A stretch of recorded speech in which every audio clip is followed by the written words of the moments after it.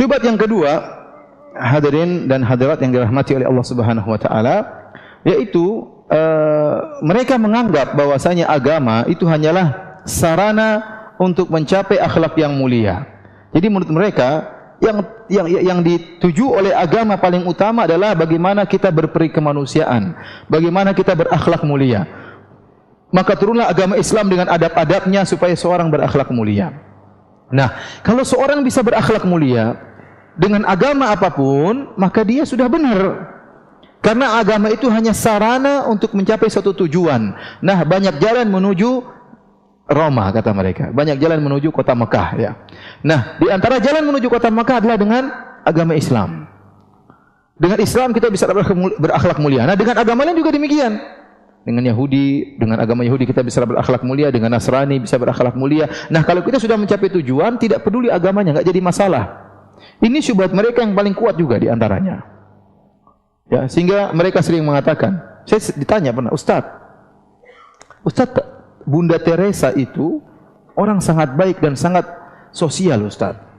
Masa dia masuk neraka? Terus terang saya enggak kenal Bunda Teresa, ya. Saya enggak kenal. Tapi dia bukan beragama Islam. Dia bukan beragama Islam. Ini syubhat sering masuk di kepala seorang. Masa orang baik mau diadab di neraka jahanam? Bagaimana bantahannya? Jawabannya para hadirin dan hadirat yang dirahmati oleh Allah Subhanahu wa taala, Islam menjunjung akhlak.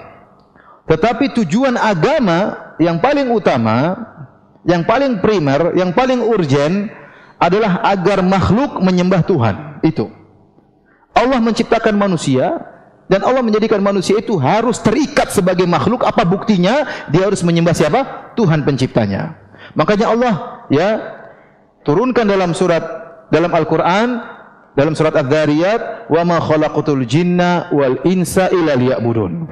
Itu tujuan utama. Tidaklah aku ciptakan jin dan manusia kecuali untuk beribadah kepada aku, kepada Allah Subhanahu wa taala. Masalah akhlak, masalah adab itu penting, namun bukan nomor satu. Yang paling utama adalah bagaimana Anda berakhlak dengan Tuhan, yaitu Anda harus beribadah kepada Tuhan, tidak beribadah kepada yang lainnya. Saya sering kasih logika. Ya akhi, sekarang apakah orang dikatakan beradab kalau ternyata dia lahir dari perut ibunya, kemudian ibunya susah payah merawatnya, bapaknya bekerja banting tulang, meras keringat untuk bisa memelihara dia, menyekolahkan dia, kemudian pergi keluar kota, bahkan keluar negeri dibiayai, ya, semua kebutuhannya dikirim, kemudian setelah dia lulus, mendapat gelar, dia kerja, kemudian dia berbakti kepada ibu yang lain, berbakti kepada bapak yang lain. Anak ini kurang ajar atau beradab? Kurang ajar. Sangat kurang ajar. Ya. Ibunya tidak dia pedulikan, yang dia pedulikan wanita yang lain, ibu yang lain. Ini kurang ajar. Sederhana, Anda menikah dengan seorang wanita, terus Anda bayar mahar, ya, mahal ya. Apalagi orang Bugis ya. Orang Bugis ada uang naik. Uang naik juga apa? Mahal. Uang naik untuk keluarga. Ini ada tradisi ya. Ya, kecuali saya murah alhamdulillah ya.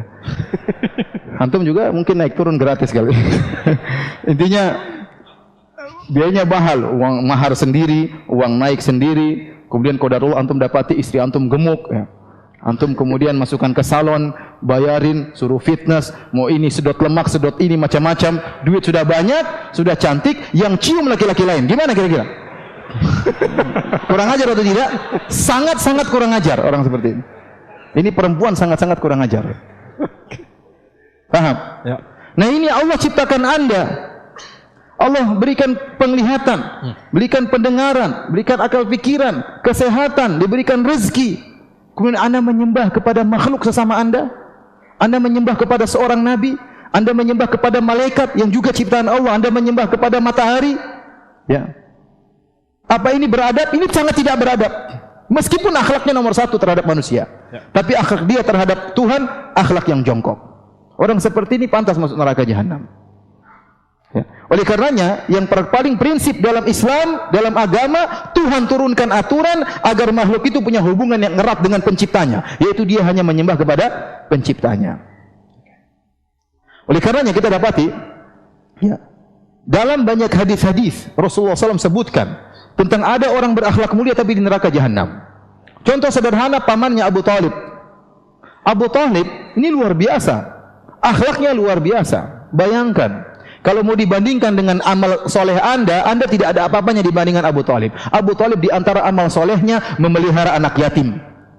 Anak yatim tersebut siapa ternyata? Ternyata Muhammad sallallahu alaihi wasallam. Amal kita mau dibandingkan Abu Talib apa? Enggak ada apa-apanya. Melihara anak yatim tersebut Muhammad sallallahu alaihi wasallam. Kemudian dia yang pasang badan, kalau ada yang berani mengganggu Muhammad, dia rela mati. Sehingga orang-orang musyrikin tidak berani mengganggu Nabi Muhammad. Maka Rasulullah SAW sangat sayang kepada dia. Terlebih lagi Abu Talib dan bapaknya Nabi SAW kandung, saudara kandung. Jadi kakek mereka Abdul Muttalib punya beberapa istri.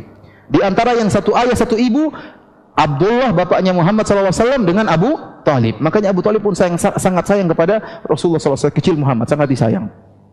Bahkan dia sudah mengakui kebenaran Nabi Muhammad. Dia mengatakan, "Walaqad alimtu bi anna dina Muhammadin min khairi adyanil bariyati dina walaula al-malamatu wa hadaru masabbatin lawajadtani samhan bidzaka mubina." Saya sudah tahu bahwasanya agamanya Muhammad adalah agama yang terbaik dibandingkan agama-agama manusia yang lain. Kalau bukan karena saya takut tercela, sangat takut dimaki-maki oleh orang, kau akan dapati saya sudah memeluk agama Muhammad. Jadi luar biasa jasanya Abu Talib.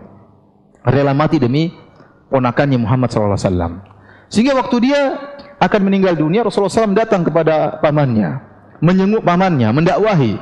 Siapa tahu di detik-detik terakhir dia beriman kepada Rasulullah SAW. Maka Rasulullah SAW berkata, "Ya ammi, qul la ilaha illallah kalimatan uhajulaka biha indallah." Wahai pamanku, ucapkanlah la ilaha illallah, suatu kalimat yang aku akan bela engkau di akhirat kelak. Rupanya bukan cuma Nabi yang jenguk Abu Talib, ada Abu Jahal juga lagi jenguk Abu Talib. Abu Jahal bilang, "Atarghabu an millati Abdul Muttalib?" Wahai Abu Talib, apakah kau benci dengan agama bapakmu Abdul Muttalib? Nabi ulangi lagi, Abu Jahal ulangi lagi. Nabi berdakwah, Abu Jahal juga berdakwah. Akhirnya Abu Talib aba an yaqula la ilaha illallah, meninggal dalam kondisi enggan mengucapkan la ilaha illallah. Rasulullah SAW begitu sayang kepada dia, dia berkata, "La astaghfiranna laka ma lam unha anka." Sungguh saya akan mohon ampunan bagi engkau selama saya tidak dilarang. Ternyata Allah larang. Allah mengatakan, "Maka nalin nabi walladzina amanu ay yastaghfiru lil musyrikin walau kanu uli qurba min ba'di ma tabayyana lahum annahum ashabul jahim." Tidak pantas bagi Muhammad dan tidak pantas bagi orang-orang beriman untuk mohon ampunan bagi orang-orang yang kafir musyrik, meskipun orang-orang tersebut adalah karib kerabat mereka. Dilarang. Allah berfirman juga, "Innaka la tahdi man ahbabta." Wahai Muhammad, kau tidak bisa beri petunjuk kepada orang yang kau cintai. Rasulullah SAW sayang kepada pamannya. Bagaimana tidak sayang? Rasulullah SAW dirawat oleh pamannya. Siapa lagi yang merawat dia? Bapaknya meninggal, ibunya meninggal, kakeknya meninggal. Tinggal satu paman yang dia sangat sayang. Tapi percuma, dia meninggal dalam kondisi musyrik. Oleh karenanya Nabi SAW yang mengatakan, "Laula ana lakana fid darkil asfali minan nar." Kalau bukan saya, Abu Talib akan di neraka yang paling bawah. Tapi karena dia orang kafir yang baik, nerakanya masih di atas. Yaitu kalau terkena api, percikan api di akhmusi qadamaihi, di telapak kakinya, maka otaknya mendidih. Itu nerakanya Abu Talib. Baik, Abu Talib akhlaknya mulia atau tidak? Mulia. Mulia. Ya, lebih mulia daripada orang-orang liberal tersebut. Namun dia di neraka jahanam. Contoh lagi seorang yang disebut oleh Nabi adalah Amr bin Luhai al-Khuzai. Amr bin Luhai al-Khuzai adalah seorang pemimpin yang sempat memimpin kota Mekah dari kabilah Khuza'ah. Dari kabilah Khuza'ah. Dahulunya yang menguasai Mekah adalah anak-anaknya Nabi Ismail alaihissalam, kemudian direbut oleh kabilah Jurhum, kemudian direbut oleh kabilah Khuza'ah, nanti diambil lagi oleh nenek moyang Nabi SAW dari keturunan Nabi Ismail. Sempat di satu zaman yang menguasai kota Mekah adalah kabilah Khuza'ah. Pemimpinnya bernama Amr bin Luhai al-Khuzai. Kalau kita baca biografi dari Amr bin Luhai al-Khuzai, luar biasa baiknya. Bahkan Ibnu Katsir menyebutkan dalam kitabnya Al-Bidayah wa Nihayah, Amr bin Luhai al-Khuzai ini dia musyrik, namun dia begitu baik, sering memotong onta-onta dibagikan kepada jemaah haji. Luar biasa baiknya. Ya. Tetapi apa kata Nabi SAW tentang Amr bin Luhai al-Khuzai? Ra'aitu Amr bin Luhai al-Khuzai yajurru qasbahu finnar li'annahu awwala man sayyaba sawaib. Aku melihat Amr bin Luhai al-Khuzai menggeret ususnya di neraka jahanam. Kenapa? Karena dia adalah orang yang pertama kali mengkeramatkan onta-onta, yaitu yang pertama kali buat kesyirikan. Dia yang pertama kali mengimpor kesyirikan dari negeri Syam ke kota Mekah. maka dia di neraka jahanam, padahal baiknya luar biasa. Ini hadisnya semua dalam Sahih Bukhari. Dalam Sahih Muslim, Aisyah pernah bertanya kepada Nabi tentang Abdullah bin Jud'an. Abdullah bin Jud'an adalah orang yang sangat baik di masa jahiliyah. Kata Aisyah radhiyallahu anha, "Ya Rasulullah, Ibnu Jud'an kana yasilur rahim, kana yakrid dhaif, kana yut'imut ta'am." Ya Rasulullah, Ibnu Jud'an dulu sering menyambung silaturahmi, sering memberi makan kepada fakir miskin, sering menjamu tamu. Hal yanfa'uhu dzalik? Apakah bermanfaat hal itu baginya?